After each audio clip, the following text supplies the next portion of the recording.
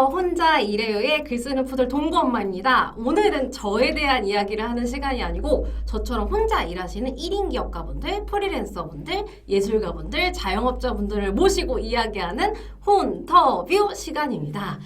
그래서 오늘은 특별한 게스트분을 모셨는데요. 현대미술계의 길이나 라고 제가 부르는 신성이라고 부르는, 사실 제가 아이돌이라고 멘트를 써드렸더니 많이 부담스러워 하시더라고요. 그래서 공지선 작가님을 모셨습니다. 반갑습니다. 안녕하세요. 네, 그래서 오늘도 저희가 역시 3부로 나눠서 여러분들이 궁금해하실 만한 주제를 가지고 이야기를 조금 심도 깊게 나눠보려고 합니다. 그래서 제가 질문을 잘 드려야 답변도 재미있게 해주실 것 같아서 열심히 준비해서 해보도록 하겠습니다. 그럼 먼저 1부에서는 미술로 먹고 살기라는 이제 컨셉을 가지고 이야기를 나눠볼 건데요. 사실 이거는 저랑도 좀 관련이 있는 질문이기도 해요. 그래서 저 역시도 직장인이었다가 이제 전직을 하게 됐는데, 제가 이제 살면서 항상 들어왔던 얘기가 예술하면 굶어 죽어, 밥 굶는다, 이런 얘기 많이 들었었고, 또 특히나 저보다는 저희 윗세대 분들, 저희 어머님, 할머님 세대 같은 경우에는 그걸 굉장히 말리시는 거예요. 맞아요. 엄청 말리셨어요. 저도 처음에. 그랬는데 제가 해보니까 그렇게 풍족하게 먹고 살진 않지만 그래도 어떻게 활동을 계속 하면서 먹고 살기는 되더라고요. 그래서 이제 저는 이제 글로 먹고 살고 있는데, 작가님은 이제 순수 미술로 활동하고 계시니까 그게 어떻게 가능할 수 있는지 그거를 좀 이야기해 주시면 좋을 것 같아요. 아까 말씀하셨듯이 약간 배를 굽는다 그런 말 정말 많이 들어서, 그리고 미술은 또 글 쓰는 것도 그렇지만 미술은 또 재료비 같은 게 많이 들잖아요. 그쵸. 그래가지고 작업을 하려면 돈이 많아야 된다, 뭐 아니면 3대가 뭐 풍족해야. 맞아. 그런 말이 있었어요. 작가를 할 수 있다. 그래가지고 심지어 제가 가르친 아이도 얼마 전에 저한테 그런 말을 하더라고요. 선생님, 화가가 되고 싶은데 엄마가 화가가 되면은 집도 못 사고 배도 굶는다고 했대요. 진짜냐고 물어보는 거예요. 네, 그래서 제가 아니 근데 화가가 아니더라도 집은 못 살거든요. 집은 못 산다고. 그쵸, 요즘에 집값 폭등하시죠. 집은 못 삽니다. 그래가지고 근데 저는 사실 제 작품으로 먹고 산다기보다는 그러니까 제 작품 활동으로만 생활을 유지하고 있지는 않아요. 왜 그러냐면은 요즘은 또 예술인들에 대한 복지가 좋아져서 전시를 하면 아티스트 피를 주거든요. 주고 돈을 주시기는 하는데 그것도 많은 금액이 아니라서 뭔가 매달 생활을 영위하기에는 조금 부족한 실정이에요. 그래가지고 저 같은 경우에는 또 예쁜 그림을 그리는 것도 아니고 작품 사이즈도 좀 크고 그리고 설치 미술도 많이 있어가지고 작품을 또 팔리기에는 조금 부족한 실정이라서 저는 여러 가지 일을 또 병행을 하면서 유지를 하고 있어요. 본캐는 이제 순수 미술을 하는 사람이지만 여러 가지 부캐와 함께 해서 이제 생활을 영위할 수 있다라고 말씀을 해주셨는데, 근데 사실 저 역시도 그런 것 같아요. 글을 쓰는 사람이면 인세로 먹고 살 것 같잖아요. 그럼 너무너무 좋겠지만 억대 인세를 바라기에는 아직 열심히 하고 있습니다. 그래서 저도 이제 그거보다는 그거를 기반으로 해서 다양한 활동들을 하면서 이제 믹스 매치 서로 보완하고 완충하는 걸로 이제 활동을 하고 있거든요. 그래서 어떻게 보면 미술만으로 먹고 사는 건 아니지만 미술을 하기 때문에 주어지는 다른 역할들로 같이 이렇게 생활할 수 있다라고 생각하면 되겠네요. 네, 맞아요. 저 같은 경우에도 뭐 성인 취미반도 하고 아이들도 가르치고 또 인터넷으로 수공예품이라던가 디자인 상품들을 만들어 팔고 있어요. 근데 사실 생각보다 많이 힘들고 피곤하고 그러기는 하지만 그래도 제가 하는 일이 되게 제가 정말 하고 싶었던 일이고 뭔가 좀 이런 마음은 오글거리지만 좀 제 작업에 대한 순수한 열망이 좀 이런 생활을 유지하는 게 아닌가 싶습니다. 근데 그거 되게 중요한 것 같은데 이제 직장을 다니시는 분들은 순수한 열정, 열망 같은 거를 잊고 지낸 지 오래다라고 하시고 저희는 거꾸로 순수한 열망과 열정을 가지고 살지만 돈을 잊은 지 약간 오래다라고 이야기하잖아요. 서로 없는 거를 조금 부러워하지 않나. 약간 그런 말이 있어요.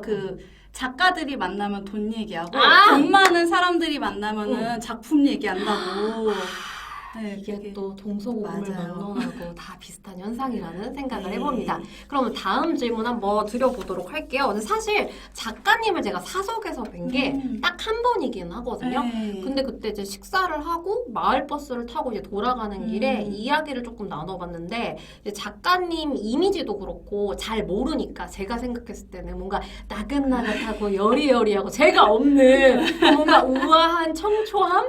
약간 이렇게 생각을 했었는데 제가 작품 전시하신 거를 봤거든요. 네. 온라인상에서 봤는데 너무 충격을 받은 거예요. 그러니까 뭔가 아름다운 이렇게 풍경을 하늘하늘하게 그리거나 뭔가 이제 파스텔색으로 네. 이렇게 감성을 표현하실 줄 알았는데 굉장히 뭔가 센 느낌도 있고 근데 정말 신기하게도 미술을 잘 모르는 저한테도 추상적인 느낌의 그림이긴 한데 메시지가 전달이 잘 되는 것 같더라고요. 감사합니다. 아, 그래서 이분도 보통 분이 아니다라고 네. 생각이 들었는데 사실 미술 하시는 분들도 자기만의 스타일이라는 게 다 있으시잖아요. 맞아요. 네. 근데 제가 봤던 그 공지선 작가님의 스타일은 어느 때부터 조금 완성된 거라고 보면 될까요? 저 같은 경우도 만약에 그냥 순수하게 학부를 다니면서 작업을 지속했으면 조금 방황을 했을 수도 있겠다라는 생각을 하기는 했어요. 근데 저 같은 경우에는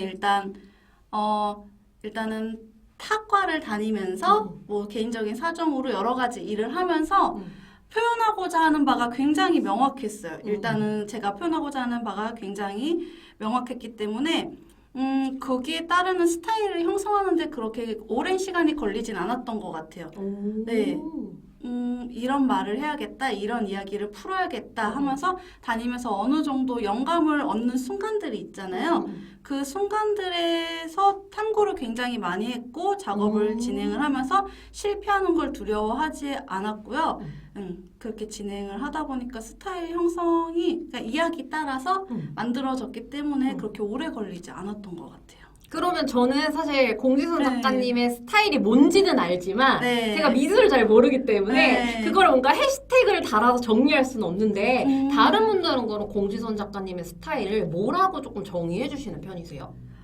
제 스타일은 아, 오마이갓! 이게 아니라 아니 작가님 잠깐만요. 제가 좀 적어왔어요. 네, 네, 좋습니다. 오.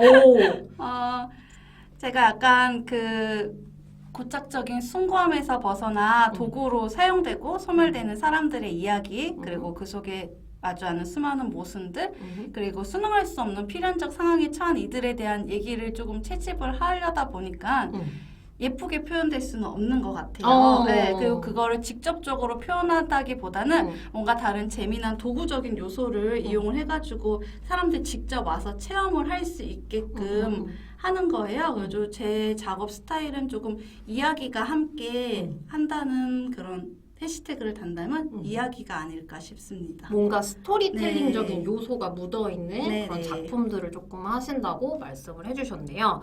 그러면 이제 세 번째 질문을 드릴 건데 이거 사실 저의 요즘에 가장 큰 고민이기도 합니다. 뭐냐면 사실 제가 이제 직장인일 때 글을 썼을 때를 보면 칭찬을 진짜 많이 받았어요. 네. 근데 정말 이 프로의 세계로 오니까 글을 잘 쓰시는 분들, 난다긴다 네. 하시는 분들이 너무 많은 거예요. 그래서 이 속에서 연차가 쌓일수록 뭔가 자신감이 붙고 자존감이 올라가야 되는데 네. 그게 아니라 잘하는 사람들이랑 계속 그 사이에서 뭔가 경쟁까지는 아니더라도 나를 뭔가 보여줘야 되고 차별화를 해야 되다 보니까 거꾸로 슬럼프가 오고 자신감이 네. 뚝뚝 떨어지는 느낌이 좀 들더라고요. 맞아요. 그런 거 근데 있어요. 사실 미술도 네. 약간 그렇잖아요. 네. 어릴 때부터 난다긴다 하시는 맞아요, 분들이 맞아요. 다 모이시는 네. 곳이라서 아마 저와 같은 경험을 하셨을 수도 있을 것 같다는 생각이 드는데 네. 그런 경험이 있는지 또 만약에 있으시면은 그걸 좀 어떻게 극복하셨는지가 좀 궁금합니다. 저는 일단 작업을 하면서 경쟁을 한다라는 생각을 많이 해보지는 않았어요. 작가들마다 모두 작품엔 각자 다른 이야기가 있고 다른 스토리가 있으니까 그냥 저는 보면은 팬이 되는 입장이거든요. 근데 뭔가 정말 운이 좋게도 옛날에는 정말 잘 그린 그림이 정말 그것만 인정을 했다면 요즘에 그냥 이야기들이나 본인이 표현하는 개성들을 위주로 많이 봐주시기 때문에 약간 그런 데에 대해서 뭔가 자존감이 깎이거나 그런 거는 없지만 그래도 약간 제 개인적인 작업의 순간들이나 부딪히는 벽들이 굉장히 많잖아요. 네. 그렇죠. 뭔가 막히는 부분도 있고, 음. 내가 머릿속으로 상상했던 이미지는 이거였는데 막상 진행을 하다 보니까 구현이 잘 안 돼. 구현이 잘 안 되잖아요. 어. 그래가지고 저는 작업하다가 속으로 이런 생각 굉장히 많이 해요. 왜 이러지? 이거 뭐야?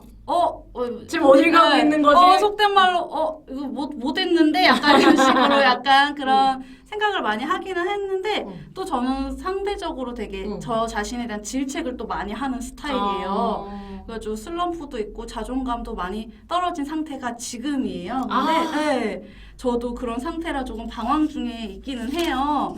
근데 매번 느끼는 건데, 하다 보면 극복이 되더라고요. 저 방법이 따로 없고 그냥 계속 맞아요. 버티는. 네, 하다 보면 해답이 보이고요. 하다 보면 감정이 가라앉는 순간이 있어요. 맞아. 그러니까 가장 중요한 거는 하다 보면인 것 같아요. 맞아. 네. 그렇게 해서 이제 멈추면 네. 그냥 뭔가 낙오되거나 그냥 그만두는 상태가 되는 건데 그게 네. 아니라 그런 마음이 있지만 계속 작품 활동을 하면서 계속 그거를 뭔가 디벨롭하고 맞아요. 뭔가 뛰어넘으려고 하고 이런 시도들이 사실은 결국에 해답이 되어주는 것 같다? 네, 맞아요. 이런 생각을 하게 되는데 같은 고민을 가진 두 사람이 지금 영상을 찍고 네. 있습니다. 그래서 어쨌든 이제 작가님도 동일한 거를 느끼셨다고 하니까 약간의 분야는 다르지만 동지애 같은 것들이 좀 형성되는 느낌이 드네요.